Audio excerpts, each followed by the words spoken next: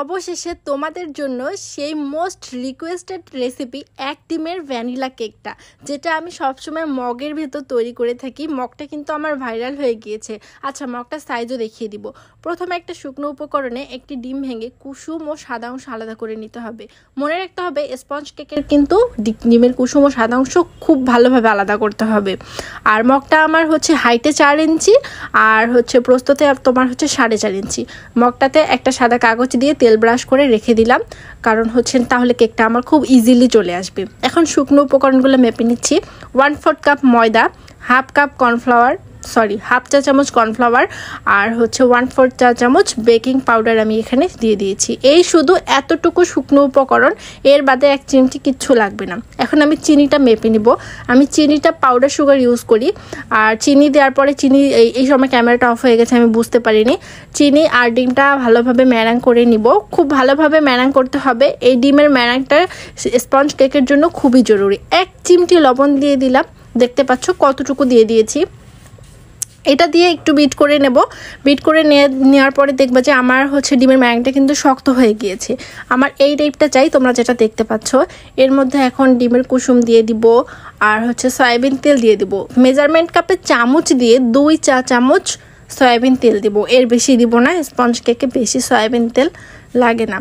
আর 1 চা চামচ vanilla essence দিয়ে দিব।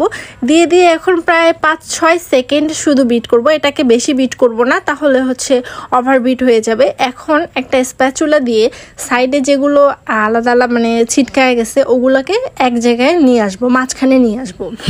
এখন আমাদের কাজটি শুকনো উপকরণটা প্রথমে চেলে রেখেছিলাম, আমি আবার চালবো। এতে করে কিন্তু কেকটা খুবই ভালো হয়, খুব ভালো রেজাল্ট আসে। আর একটা হ্যান্ড উইচ দিয়ে এক সাইড থেকে মেশাবো।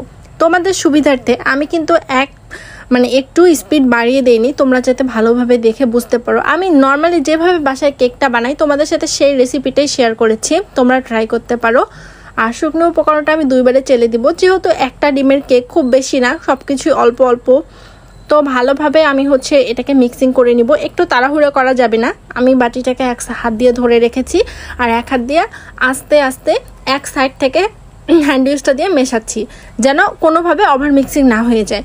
তোমরা বলো না কেক ফুলে চুপসে যায়, তারপর কেকে অনেক প্রবলেম হয় ওভার মিক্সিংয়ের কারণে। আমি দেখিয়ে দিব যে যখন তোমরা মিক্সিং করতে করতে বুঝবা এই কনসিস্টেন্সি আসছে, তখন বুঝবা যে হয়ে গিয়েছে।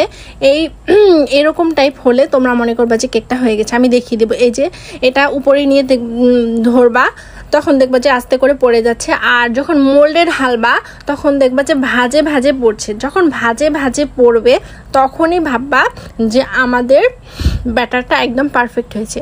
ব্যাটার পারফেক্ট হলে কেক তো পারফেক্ট হতে বাধ্য।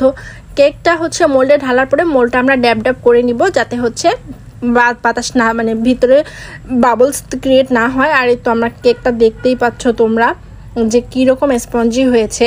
আর আমার কথায় ভুল ত্রুটি হয়ে থাকলে ক্ষমা সুন্দর দৃষ্টিতে দেখবা। মানুষ মাত্রই ভুল, মানুষের কথায় ভুল হতেই পারে। আর আমি পারফেক্ট নই।